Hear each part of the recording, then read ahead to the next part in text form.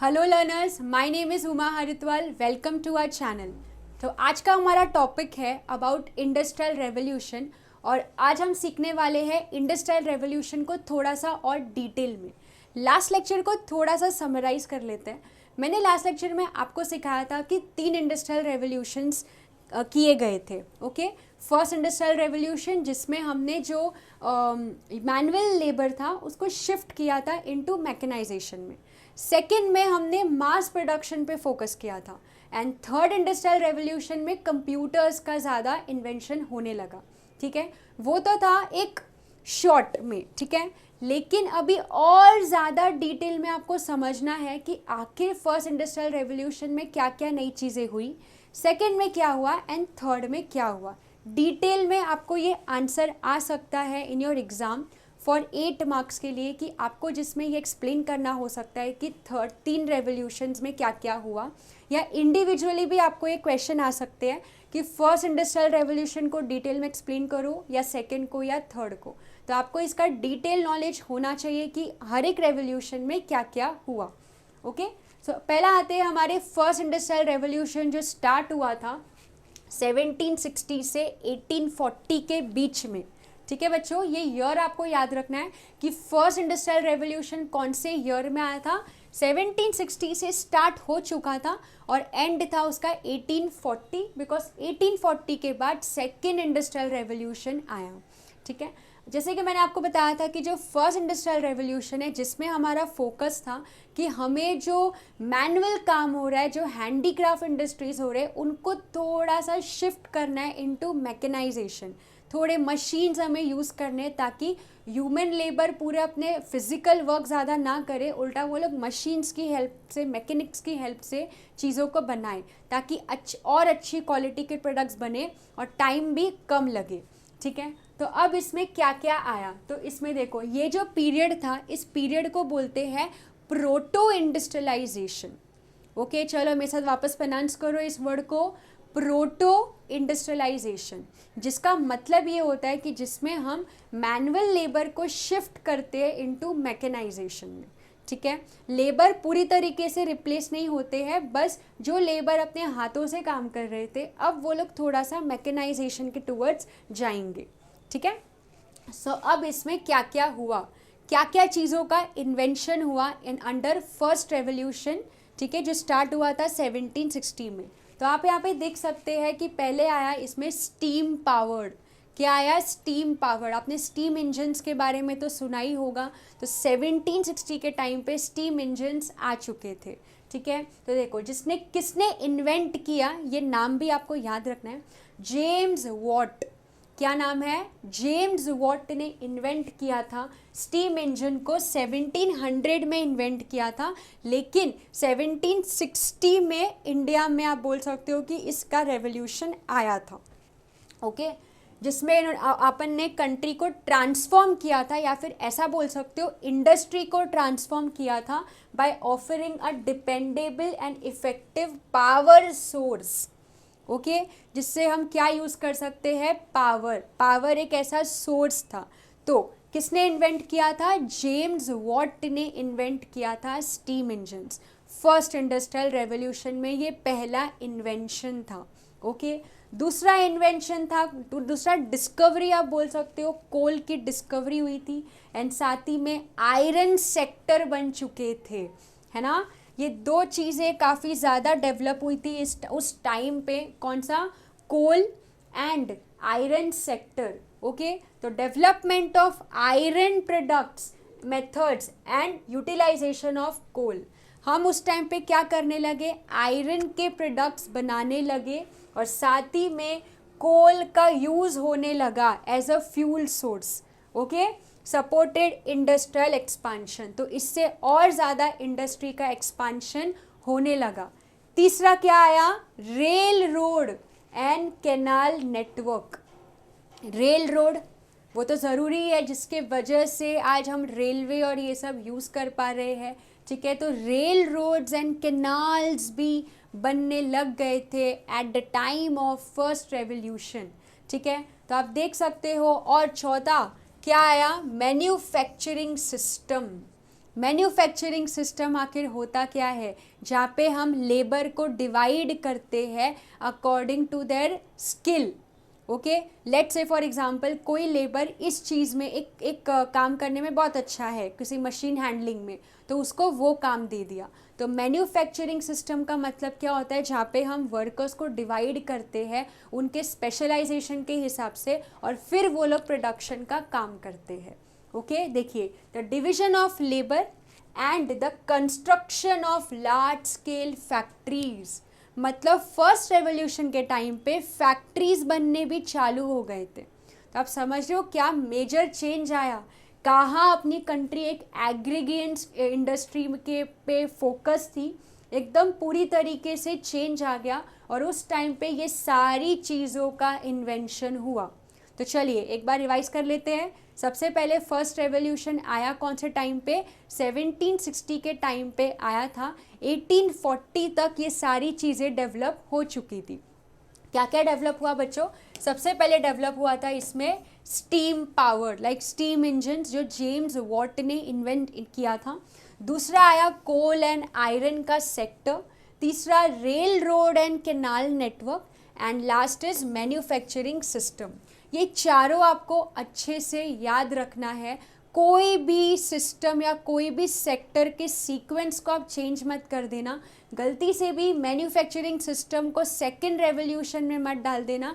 तो ये आपको अच्छे से याद होना पड़ेगा।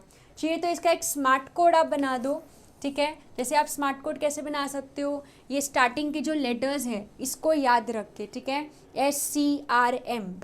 कैसे याद रख सकते हो इसको आप, SCRM। S for steam, C for coal and iron, R का मतलब रेलवे नेटवर्क, और चौथा मैन्युफैक्चरिंग, ठीक है। तो ये चार आपको, आप इसको स्मार्ट कोड से पढ़ सकते हो बच्चों। स्मार्ट कोड आप क्या बना सकते हो, SCRM, ठीक है। S से क्या याद रखना है आपको, स्टीम। C मतलब कोल एंड आयरन। R मतलब रेलवे नेटवर्क या canal, rail roads and canal network. And finally M से क्या है, मैन्युफैक्चरिंग। मैन्युफैक्चरिंग मतलब हम धीरे धीरे इस टाइम पे फैक्ट्रीज बनाने लग गए थे। और फैक्ट्रीज क्या होता है, जहाँ पे हम प्रोडक्ट्स को बनाते हैं।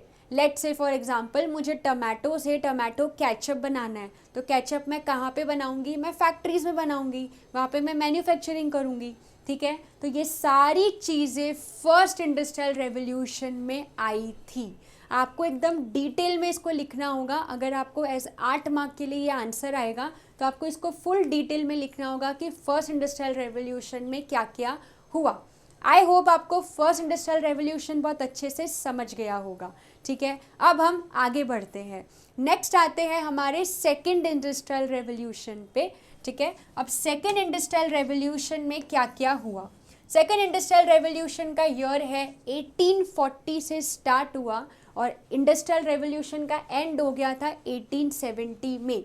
Second industrial revolution, okay.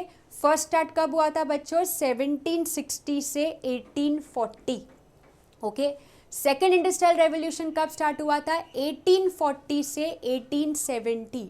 ये वो टाइम था जब हमारे कंट्री में क्या, जब ऐसे बोल सकते हो कि इंडस्ट्रीज़ में क्या रेवोल्यूशन आया, इलेक्ट्रिसिटी, है ना, जो आज हमें हमारे लिए एक बेसिक नेसेसिटी हो गया इलेक्ट्रिसिटी। वो टाइम पे उस चीज़ का क्या आ गया था, रेवोल्यूशन। इलेक्ट्रिसिटी, पावर, एनर्जी, है ना, ये सारे सोर्सेस इस टाइम पे आ चुके थे। तो थोड़ा सा इसको आप रीड कर सकते हैं। The second industrial revolution saw major technological advancement and emergence of new energy. New energy का क्या होने लगा बच्चों, एमरजेंस होने लगा, ठीक है। अब न्यू एनर्जी के सोर्स में क्या क्या आता है, सेकेंड रेवोल्यूशन में न्यू एनर्जी के सोर्स में क्या क्या आता है, तो देखो क्या क्या है, इलेक्ट्रिसिटी, गैस, ऑयल, ये सब चीज़ें सेकेंड इंडस्ट्रियल रेवोल्यूशंस में आ चुकी थी, ठीक है। और क्या क्या इनोवेशंस हुआ, जैसे इंटरनल कंबस्शन इंजन, ठीक है। Then along with advancement in steel, steel के प्रोडक्शंस होने लगे सेकेंड रेवोल्यूशन में, chemical synthesis, okay, communication and technologies भी आने लगे। कम्युनिकेशन मतलब जैसे कि आपको पता ही है कि उस टाइम पे अगर हमें किसी के साथ कुछ कम्युनिकेट करना है, किसी को कुछ इन्फॉर्मेशन पहुंचानी है, लेटर पहुंचाना है, तो हम टेलीग्राफ, टेलीफोन के थ्रू इन्फो दे सकते थे। समझ रहे हैं? वो टाइम पे लाइक 1840 के टाइम पे टेलीफोन का इन्वेंशन भी हो चुका था।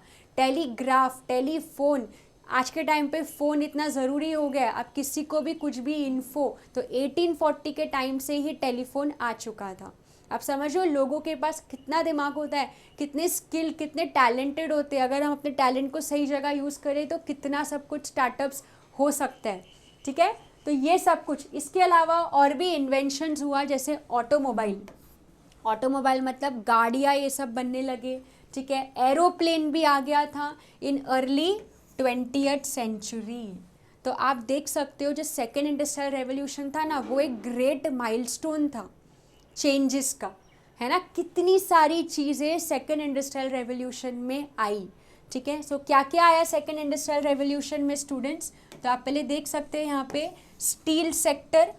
ओके, अब स्टील सेक्टर में हम कौन से प्रोसेस को यूज़ करते हैं ये आपको याद रखना है। खाली इस प्रोसेस का आपको नाम याद रखना है। ठीक है, the mass production of steel by the Bessemer process, खाली इसका आपको नाम याद रखना है। किसका प्रोसेस है ये? बेसिमर करके एक प्रोसेस है जिससे हम स्टील के प्रोडक्शन करते हैं। Okay, resulted in important development in the field of construction, manufacturing and transportation. ये तीनों चीज़ों में स्टील का काफ़ी ज़्यादा इम्पॉर्टेंट रोल था।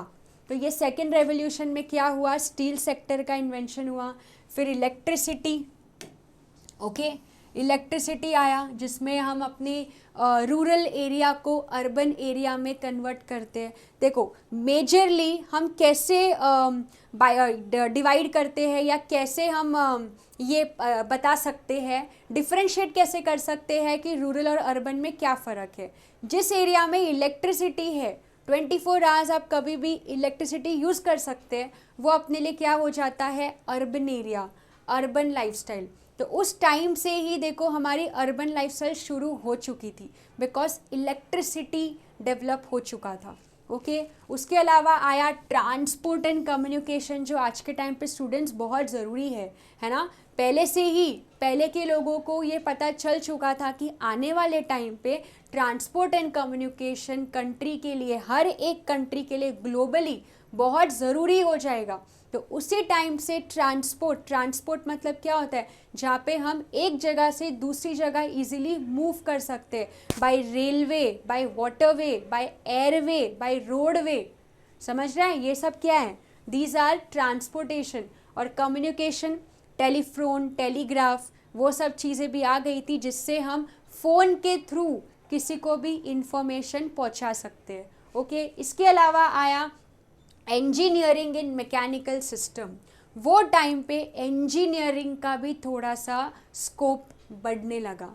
ओके, तो ये था आपका overall second industrial revolution. Okay, second industrial revolution एक मेजर पेस पे था जहाँ पे ऑटोमोबाइल इंडस्ट्री के भी थोड़े थोड़े इन्वेंशंस चालू हो गए थे। ओके, इसके अलावा आप देख सकते हो एरोप्लेन और वो सब भी धीरे धीरे हम करने लगे थे ड्यूरिंग 20th सेंचुरी के टाइम पे। ठीक है, तो ये था आपका ओवरऑल सेकेंड इंडस्ट्रियल रेवोल्यूशन, जहाँ पे आपको याद रखना है steel, electricity, transport, communication, engineering. तो अगर इसको आपको स्मार्ट कोड के थ्रू याद रखना है तो कैसे याद रखोगे? देखो बच्चों, SET सेट। ठीक है, और चौथा कौन सा है? स्टील है, इलेक्ट्रिसिटी है, ट्रांसपोर्ट है, इंजीनियरिंग है। तो SETE, S for steel, E for electricity, T for transport and communication, and वापस से E से इंजीनियरिंग। तो आप सेट करके याद रख सकते हैं। E से आपको 2 याद रखने हैं, electricity and engineering in mechanical systems. Okay, देखो आपको थोड़ा सा इसमें स्मार्ट कोड से ही याद रखना पड़ेगा बिकॉज काफ़ी पॉइंटर्स है, तो पॉइंटर्स को अगर याद रखना है तो ये स्मार्ट कोड को याद रखिए और इस स्मार्ट कोड के थ्रू आप फिर ये आंसर्स को लिख सकते हैं। तो ये था आपका सेकेंड इंडस्ट्रियल रेवोल्यूशन, जिसमें एक मेजर ग्लोबली इम्पैक्ट हुआ और काफ़ी अच्छे वे में इम्पैक्ट हुआ। फिर आया थर्ड इंडस्ट्रियल रेवोल्यूशन, जहाँ पे इन्वेंशन हुआ कंप्यूटर्स का, है ना। कंप्यूटर का ज़माना आया जहाँ पे हमने मैकेनाइजेशन को थोड़ा सा शिफ्ट किया इनटू डिजिटाइजेशन। मतलब जो हमें मशीन्स को यूज़ करके खुद से करना पड़ रहा था, अब सब कुछ क्या हो रहा था, डिजिटली धीरे धीरे होना चालू हुआ था। ओके, तो अब आते हैं हमारे थर्ड इंडस्ट्रियल रेवोल्यूशन, जो चालू हुआ था 1870 का टाइम और एंड हुआ था 1914। बिकॉज 1914 के बाद से फिर धीरे धीरे हम 4.0 और 5.0 में आने लगे। ठीक है, तो अब आते हैं हमारे थर्ड इंडस्ट्रियल रेवोल्यूशन, जिसमें और नए नए एनर्जी सोर्सेज का हम डेवलप करने लगे, जैसे न्यूक्लियर। अब ये चीज़ें कहाँ यूज़ होती है, एरोस्पेस। समझ में आ रहा है, स्पेस ये सब का भी हमने क्या किया, धीरे धीरे उसमें भी हम रेवोल्यूशन लेकर आए। ठीक है, इसके अलावा हम क्या क्या डेवलप करने लगे, telecommunications. Okay, telecommunications, computers, ये सब कुछ हमारे इधर इंडस्ट्री में रेवोल्यूशन आ गया था। ये पीरियड क्या है, third revolution period facilitated breakthrough in space exploration. Space exploration ना तो फर्स्ट में था ना तो सेकंड में था, थर्ड इंडस्ट्रियल रेवोल्यूशन में स्पेस का भी रेवोल्यूशन होने लगा। ओके, साइंटिफिक रिसर्च आने लगे, बायोटेक्नोलॉजी। ओके, तो ये सारी चीज़ें हमारे थर्ड इंडस्ट्रियल रेवोल्यूशंस में है। तो क्या क्या आएगा थर्ड इंडस्ट्रियल रेवोल्यूशन में, एक आएगा assembly lines and mass production, जिसको हम बोलते हैं हेनरी फोर्ड ने ये इनोवेट किया था, असेंबली लाइन।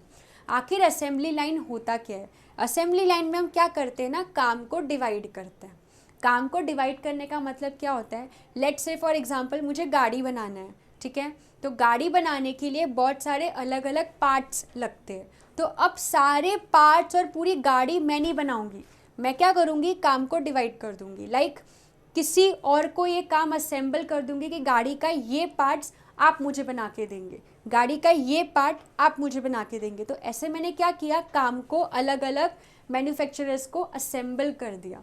ओके, और इससे क्या मिला, स्पेशलाइजेशन, और अपनी गाड़ी एकदम अच्छी बन जाए। तो ये एक एग्जाम्पल है जो मैं आपको दे रही हूँ। तो इस तरीके के एग्जाम्पल्स को हम क्या बोलते हैं, असेंबली लाइन। तो ये किसने इनोवेशन लाया था असेंबली लाइन का, हेनरी फोर्ड ने।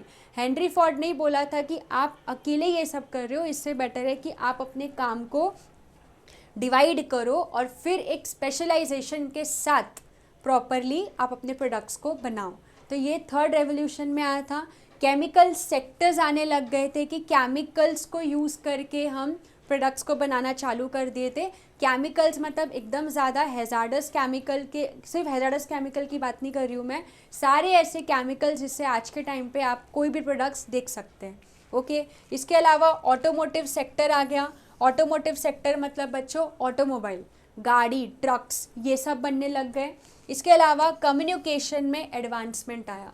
कम्युनिकेशन में क्या क्या आएगा, सिर्फ टेलीफोन नहीं, हाँ, टेलीफोन, रेडियो, ये सारे, टेलीविज़न, टीवी भी वो टाइम पे इन्वेंट हो गया था। उस टाइम का जो बड़ा बड़ा टीवी होता था, एकदम टेलीविज़न वैसा वाला, वो बॉक्स वाले जो टेलीविज़न्स होते थे, वो सब वो टाइम पे इन्वेंट हो गए थे। तो ये था आपका अबाउट थर्ड रेवोल्यूशन। तो थर्ड रेवोल्यूशन में आपको क्या क्या याद रखना है, 4 चीज़ें हैं, असेंबली, केमिकल, ऑटोमोटिव, एडवांसमेंट। आप अगर देखेंगे तो ए से है ना 3 चीज़ें हैं, ए से आप देखेंगे तो 3 आएंगे। ठीक है, तो आप इसको ऐसे याद रख सकते हैं, ए सी, A3C, ऐसे 3 लिख दो।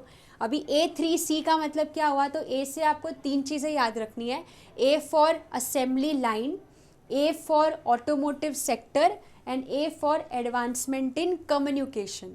और अगर आपको ये एडवांसमेंट इन कम्युनिकेशन वर्ड या हार्ड लग रहा है ना, तो आप कम्युनिकेशन याद रख सकते हैं कि कम्युनिकेशन। ठीक है, तो ये 4 चीज़ें आपकी थर्ड इंडस्ट्रियल रेवोल्यूशन में आई थी। ठीक है, तो आज के सेशन में मैंने आपको 3 इंडस्ट्रियल रेवोल्यूशन को डिटेल में बताया। First revolution, second revolution, third revolution. अब थोड़ा सा मैं आपको ये बता देती हूँ कि आपको आंसर को पढ़ना कैसे है। ये आंसर में डेटा ज़्यादा है ना, तो कभी भी आपको डेटाज अगर कुछ याद रखने हैं तो उसके स्मार्ट कोड बना के ही आप डेटाज को अच्छे से याद रख सकते हैं। तो मैंने आपको यहाँ पे स्मार्ट कोड भी दिया है लेक्चर में, तो आप लेक्चर को बार बार रिपीटेटिवली देख सकते हैं, जिससे क्या होगा ना, आपका पूरा प्रॉपरली रिविजन भी हो जाएगा और लेक्चर में ही सुनते सुनते आपको सारे कॉन्सेप्ट्स याद हो जाएंगे। लेकिन उसके लिए आपको रिपीटेटिवली लेक्चर्स देखने होंगे। आप अगर मेरा ये लेक्चर 2 से 3 बार रिपीटेटिवली देख लेते हो तो आपको सेशन के टाइम पे ही सारे आंसर्स याद हो जाएंगे। ठीक है, प्रेजेंट कैसे करना है, जिस तरीके से हमने ये पीपीटी बनाए हैं सेम इसी तरीके से आपको आंसर्स को प्रेजेंट करना है एग्ज़ाम में। पहले आपको थोड़ा सा इंट्रो देना है कि आखिर ये इंडस्ट्रियल रेवोल्यूशन होता क्या है, फिर आपको अपने आंसर को स्टार्ट करना है। तो ये था आपका 3 इंडस्ट्रियल रेवोल्यूशन का कॉन्सेप्ट। नेक्स्ट लेक्चर में मैं आपको सिखाऊंगी इंडस्ट्रियल रेवोल्यूशन 4.0, जो कि बहुत ज़्यादा मेजर चेंजेस लेकर आया अपने इंडिया में। सो आज के लिए इतना काफ़ी है। अगर आपको मेरा ये वीडियो समझ में आया और पसंद आया सो मेरे इस वीडियो को लाइक करना, शेयर करना, कमेंट भी कर सकते हैं और साथ में हमारे इस चैनल को सब्सक्राइब करना मत भूलिएगा। Thank you so much.